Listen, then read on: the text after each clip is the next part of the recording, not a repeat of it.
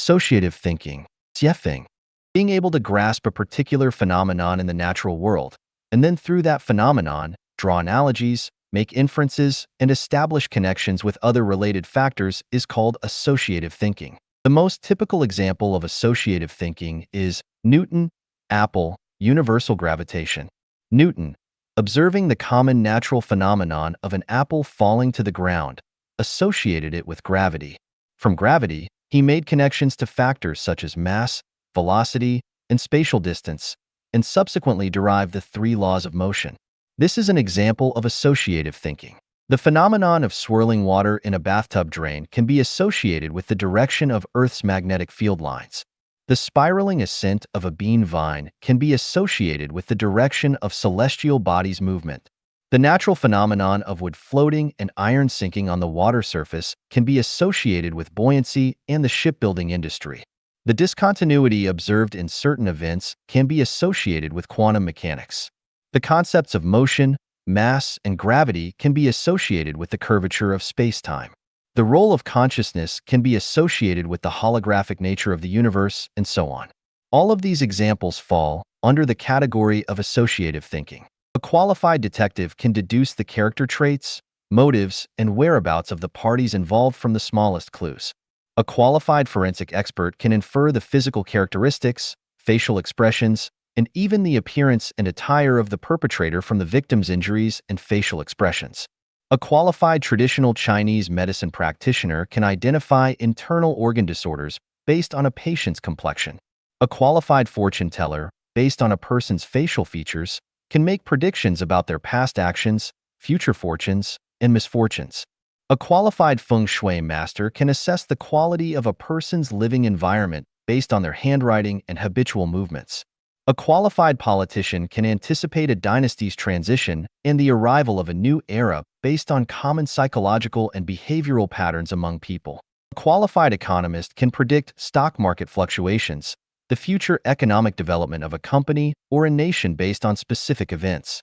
A qualified sociologist can associate the prevalence of prostitution, drug use, and organized crime with the loss of a nation's belief systems and moral values. Even a fashion designer can envision future clothing trends based on popular colors and the pace of people's footsteps on the streets. Associative thinking possesses qualities of originality, inventiveness, novelty, and uniqueness. It is a divergent thinking process. Many people may appear to have associative thinking, but in reality, they are merely applying the associative knowledge of others or drawing from long-standing experiential summaries. For example, many farmers can relate the changing seasons to spring plowing, summer growth, autumn harvest, and winter storage. However, this is not the result of their own associative thinking, but a reflection of their accumulated experiences in their conscious minds. Similarly, many individuals can associate joint pain with changes in weather, which is the effect of knowledge and experience rather than the result of associative thinking. Many businessmen make decisions on what goods to import or export based on regional differences, timing variations, and seasonal variations. Again, this is a result of experience, with few exceptions. When we look at the professions of engineers, technicians, experts, scholars, ordinary detectives, doctors, economists, and others, it may seem like their work relies on associative thinking. However, in reality, they are simply applying the knowledge or experience acquired from education or accumulated through their work. For instance, Newton's association of an apple falling to the ground with the concept of universal gravitation is a result of associative thinking. But if a college student claims to associate an apple falling to the ground with universal gravitation, they are merely stating the knowledge they have learned, recounting Newton's discovery, rather than expressing their own associative thinking unless they have never heard of Newton or were unaware of the concept of gravity.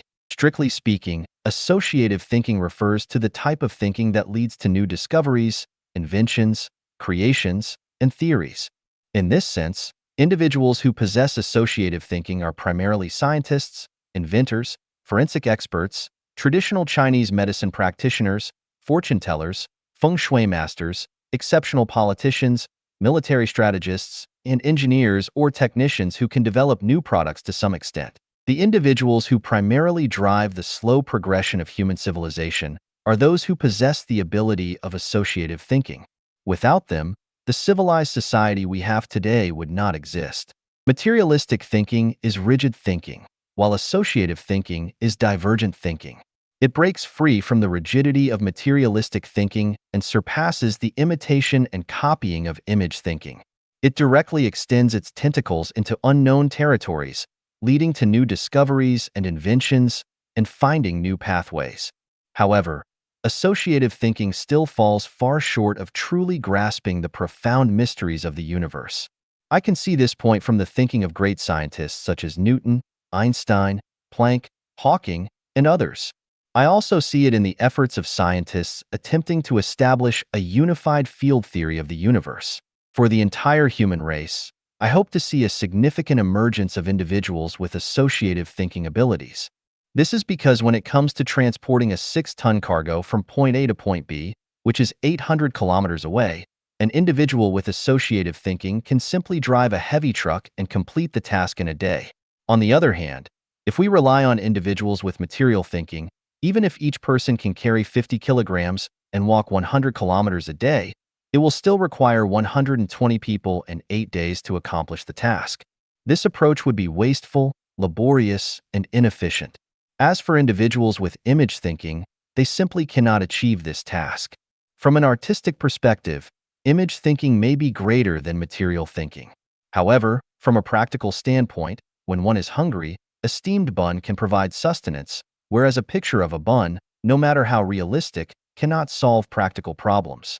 For Life Genuine members, I hope that everyone does not limit their thinking to associative thinking because associative thinking is still a lower-level form of thinking. It's like the situation where information needs to be exchanged between the two shores of the Atlantic Ocean. Materialistic thinkers would build ships and send people across, imagery-based thinkers would lay undersea cables, and associative thinkers would use radio waves. However, our approach is